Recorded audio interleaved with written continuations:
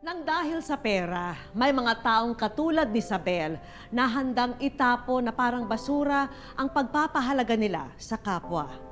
Sana ay tularan po natin si Onyang na sa kabila ng paghihikahos ay piniling maging mabuting tao. Tandaan natin na hindi madadala sa hukay ang pera, pero maalala tayo ng lahat para sa kabutihang nagawa natin sa iba. Totoo ang kasabihang may pera sa basura. Para sa 46 anyos na si Ferdinand o Tatay Ferdy. Makabaliktad sikmura sa iba ang pangangalakal pero ito ang bumubuhay sa kanyang pamilya. Kasi nung talagang malit pa ako, ginagawa po namin na nagbabasura na lang, nagsasako. Nakakarating po kami ng Laguna, San Pedro para lang po sa kalakal. Nasubukan daw ni Tatay Ferdy mamasukan sa pabrika, pero nalayo siya sa pamilya nang dahil dito. Kaya binalikan na lang niya ang hanap buhay na nakasanayan. Maliit man daw ang kita, mas masaya rito si Tatay Ferdy dahil araw-araw siyang nakakauwi sa pamilya. Sa araw-araw niya na pagpupursige, hindi niya hinahayaan na mawalan kami ng bigas sa araw-araw. Yung parang mas hinihigitan pa niya yung kinikita niya noon sa pabrika sa pangangalakal niya ngayon. Patunay siya na ang pangangalakal kayang makapagpaaral sa mga anak. Hanggang kung kailan ko kayang maghanap buhay ako para sa kanila. Patunay rin si Tatay Ferdy na hindi kailangan maging mayaman para maging matulungin sa kapwa. Minsan, pag may mga sobra siya na kalakal, na hindi niya na kayang itulak, ibinibigay niya na sa kapwa, magbubuting niya. Kumbaga, kumita siya, kumita din yung mga kaibigan niya. Paano naman kaya siya natutulungan ng ibang tao? Walang iba kundi sa paglalike at pag-share ng kanyang mga video. Tama ang narinig nyo, ang masipag na basurero, abay, content creator din. Gandang tanghali mga kasuki. May nababasa ko na good job. Ang dami natutuwa. Tuloy mo lang. Alay mo, ayan, dyan na yung yung pag-asenso mo. Dito, kakolab ni Tatay Ferdy ang bunsong anak na si Cassandra na siyang nag-e-edit at nagvo-voice over para sa kanya. Ano po, kahit ano pong gusto ko, kung ano pong pangangailangan ko, nabibigay niya po kahit ganun po yung trabaho niya.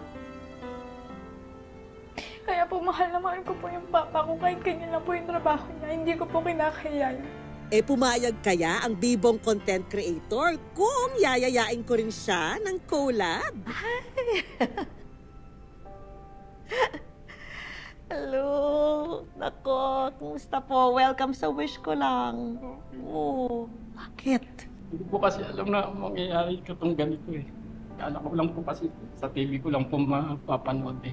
Sige na nga kuya, pwedeng panood naman ng mga video nyo. Bale-bebelo lang onte, magpapahinga para mamaya makapagtulak po tayo hanggang John Shop. Gusto ko malaman sa inyo, bakit nyo po naisipan yung mag-vlog? Kahit ganun po yung hanap buhay ko, naging masaya po ako na ginagawa ko po yun.